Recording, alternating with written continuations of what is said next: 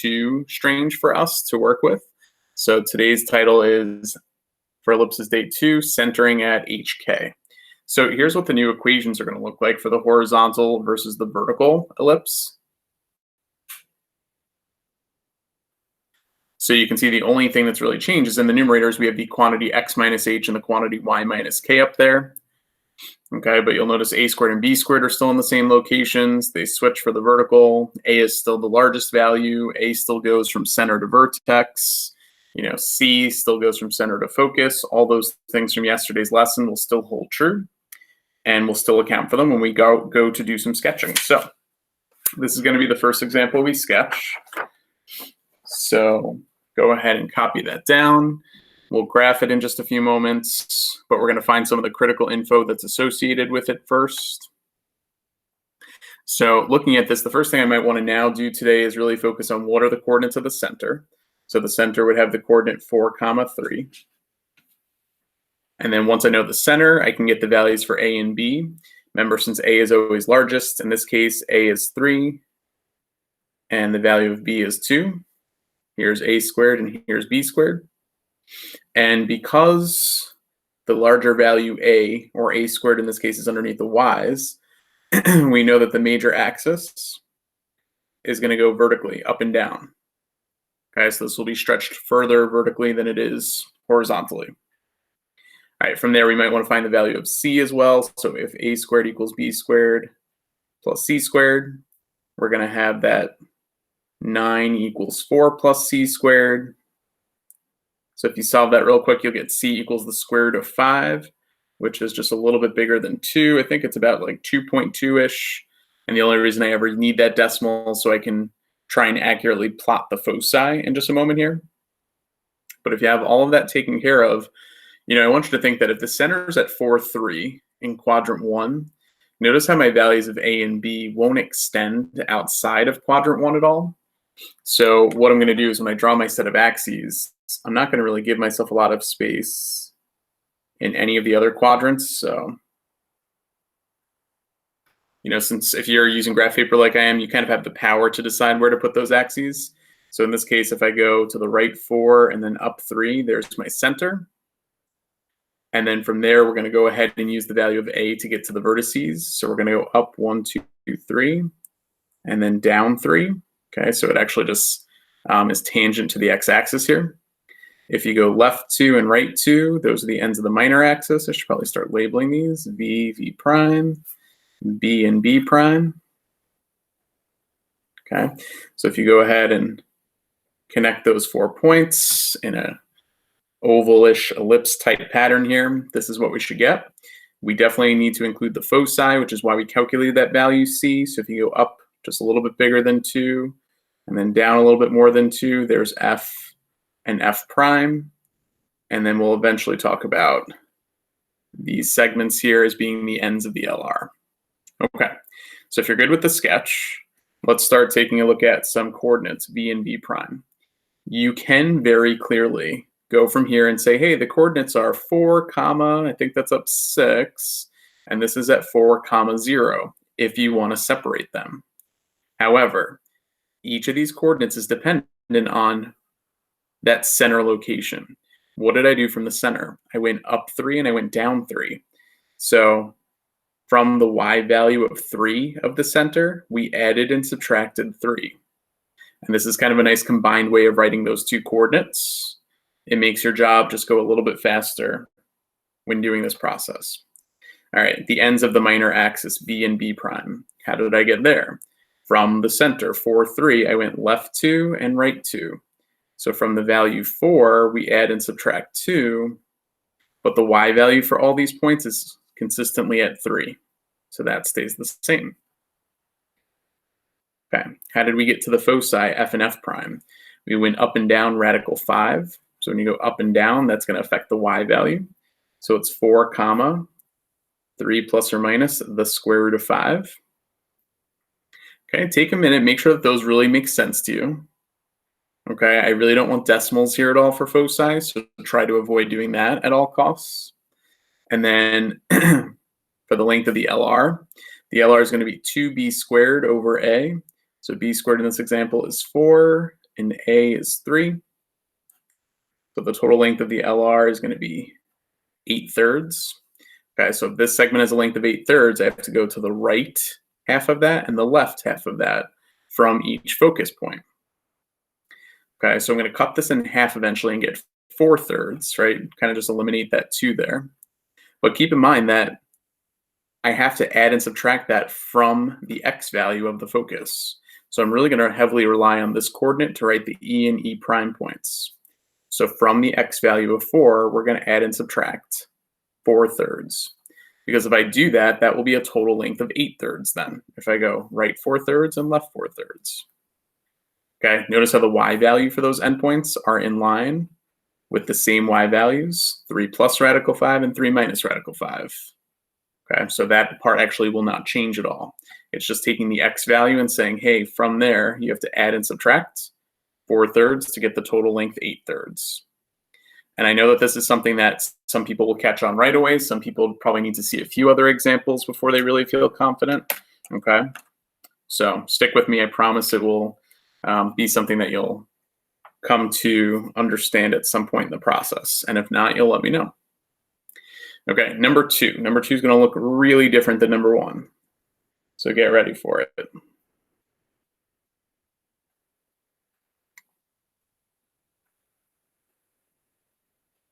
And even though it looks really different than the first one that we just did,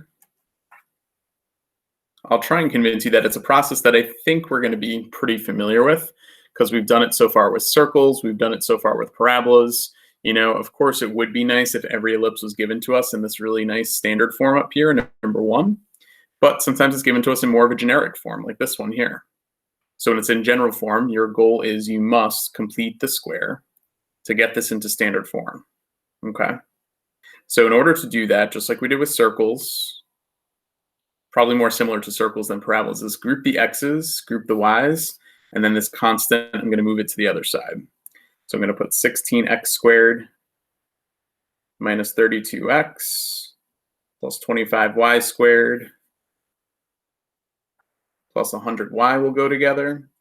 And then on the other side, we now have positive 284 when I add that over. Okay, so group the x's, group the y's, add the constant over. Here's the biggest difference, though, between this and the equation of a circle. We encounter this a little bit with a circle, okay, but there's always going to be these coefficients in front of x squared and y squared. And what you must do is you have to factor out that coefficient before you complete the square. So in the very next step, we're going to take out a 16 from the x's, and that's going to leave me with x squared minus 2x. I'm going to leave room with a plus blank there because I'm going to complete the square with that in a moment, but you have to take out the GCF of 16 before you can complete the square. Similarly with the y quantities, plus take out a 25, and you're left with y squared plus, that goes in 4 times, plus blank. Okay, so we'll figure out what goes on that blank in a second. Okay, whatever I add to the left side, I have to add to the right side to keep this balanced. Okay, so let's come and talk about what are we going to do to complete the square. Start with this b term here. Negative 2 divided by 2 is negative 1. Squared is 1. Okay. Now, a lot of students would say, okay, Mr. I'll keep it balanced. Add 1 to the other side. However, when I added 1 in here, I didn't really add 1. I added 1 times the GCF of 16. So to keep this whole thing balanced, you need to add 16 to the other side. And as you can tell, I'm making a really big deal about that. If we were in class, I'd be like shouting it so that they could hear me in the math office right now. Okay, so really important to keep this balanced, otherwise it's not going to look nice in the end. Similarly for the y's, take 4 divided by 2. That's going to be 2. Square it, you get a 4. Okay, it looks nice like I just added 4 to that side, but I really added 4 times 25, which is like adding 100 to that side. Okay, so to balance all this out, you have to make sure that whatever you add in here, you multiply by the GCF before you add it to this side. And that, again, just like with anything, just might take a little while to get used to. So then this becomes 16 times x minus 1 squared, that quantity. plus 25 times y plus 2 squared. And if you add up all the numbers on this side, 284 and 16 is 300, plus another 100 is 400. And then your very last step is now kind of similar to what we saw a little bit in the first lesson, is just divide by the 400 to set it equal to 1. So in standard form, we have that the equation is set equal to 1. Oops, I don't have 16 up there anymore. All right, so we've got x minus 1 squared, and that's going to be over. This is not always the case, but it turns out that 16 times 25 is 400. So this is going to be a 25 down here, plus y plus 2 squared is going to be over 16, and that equals 1. And although this doesn't really matter, I'm going to get rid of that just so we don't have that stray mark on the paper there. Okay. I'm not confident I'm going to fit this all on the graph here. I might have to steal another piece of paper here. You know what? I'll actually start listing some of just the critical info, like the center A, B, and C here. But maybe when I make a sketch, I'll go to a separate piece of graph paper here. So some of the key info that you would want to identify is the coordinates of the center. The center is at 1, -2. We need the values of A, B, and C. So A is going to be 5. B is going to be 4. The major axis in this one is going to go left and right horizontally because the bigger number is underneath the x's. And then from there, we're going to have to find the value of C. So if A squared equals B squared plus C squared, I may not write that out every time anymore because I've written out a bunch over the past couple lessons. I might just start plugging in. Okay, what you wind up getting in this one is a really nice value of C. That's somewhat rare. We usually have a radical value for C, but C winds up being 3. So we've got the center. We've got A, B, and C. We know its major axis is horizontal. So let me jump to the next page here, and we'll start making a sketch. All right, so this is 2 continued. All right, so for the sketch, we need to have a center at 1, -2. That's pretty close to the origin. So in terms of the way you might want to adjust the axes, you probably don't have to change them too much from what we might typically see. Okay, here's my center at 1, -2. And then from there, I'm going to go to the right 5, 1, 2, 3, 4, 5, and to the left 5 to get to the ends of the major axis, V and V prime. If I go up 4 and down 4, there's the ends of the minor axis. So at this point, we can connect those to make the ellipse.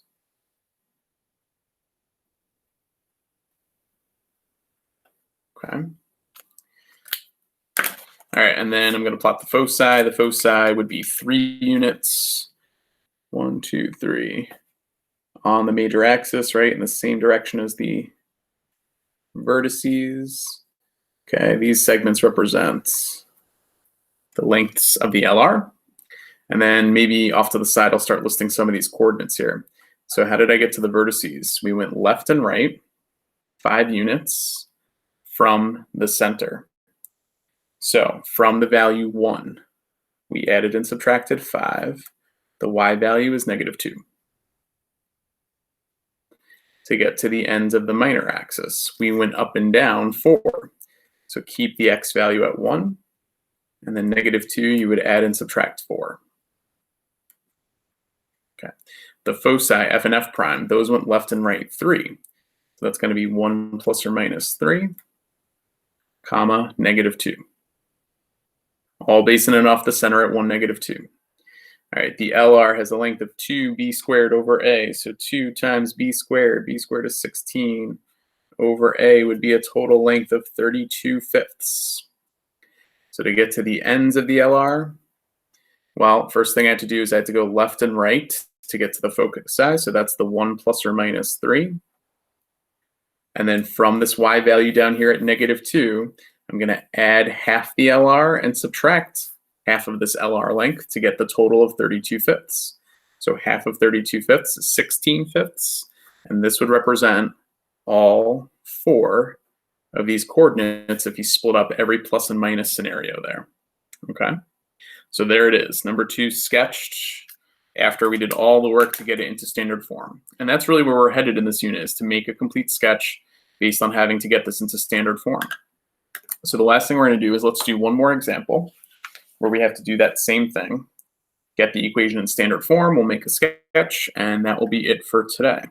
So the last one that we'll practice with is, we have 3x squared plus 2y squared plus 24x minus 12y plus 60 equals 0. Okay. So pause if it ever goes too fast, but I'm going to go ahead and group those x's together, 3x squared plus 24x. Group the y's together, and that 60, just make sure you're really careful about that. Just subtract it to the other side when you move it over. Okay. And then before you complete the square, like we saw in the last example, you have to factor out those GCFs that are the lead coefficients of each of those terms. So I'm going to take out the 3 and put x squared plus 8x plus blank. Over here, take out a 2. Y squared minus 6y plus blank equals negative 60 plus blank plus blank. Okay, so that kind of set the stage there for us to complete the square. So when I complete the square here, 8 divided by 2 is 4. 4 squared is 16. But I didn't really add 16. I added 16 times 3, which is a total of 48. So to keep this balance, please make sure you kind of make a big deal of that for yourself. Negative 6 divided by 2 is negative 3. Squared is 9, but I didn't really add 9.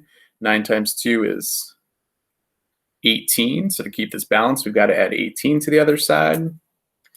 All right, now that we have all that taken care of, this becomes 3 times the quantity x plus 4 squared plus 2 times the quantity y minus 3 squared. And if I add all this up, this looks like a total of 66, and then minus 60 would be 6. And although it happens a lot, it doesn't have to, so don't think this is a guarantee.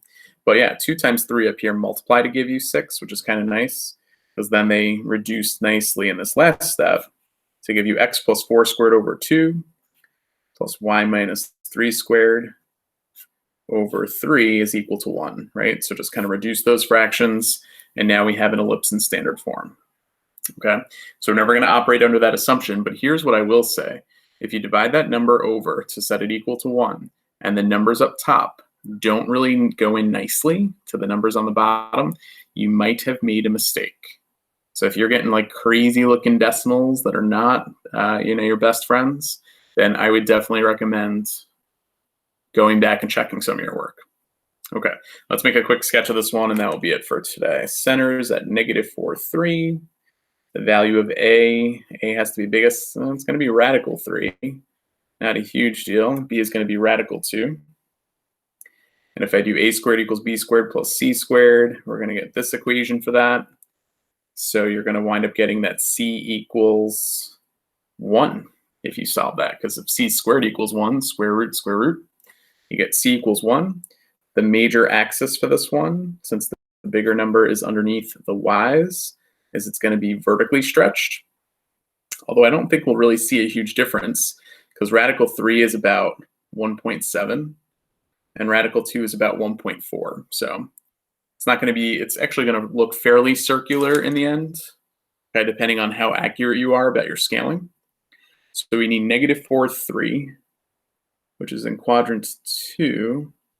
And based on my values of A and B, I don't think I'll be leaving quadrant 2. Okay, so there we are. So major axis is vertical. You have to go up almost 2, down almost 2. Plot the vertices. Okay, about 1.5-ish left and right to get to the ends of the minor. So here's your ellipse. So you can see how compared to some of the others, it might look almost even a little circular in this case. All right, the foci are going to go up 1 and down 1. So here's F and F prime, if you can squeeze those in there. Those are the LR segments. Okay, last thing is just writing some coordinates. The vertices went up and down from the center. -4 comma 3 plus or minus. How far up and down did I go? Radical 3. Okay. Ends of the minor went left and right, radical 2. So -4 plus or minus the square root of 2, comma 3. Okay. The foci went up and down 1. So it's -4 comma 3 plus or minus 1. LR is 2b squared over a. So b squared is 2, a is the square root of 3. Okay, don't worry about rationalizing this, by the way. You can if you want to, but it's a little bit weird to have a radical as a part of that length.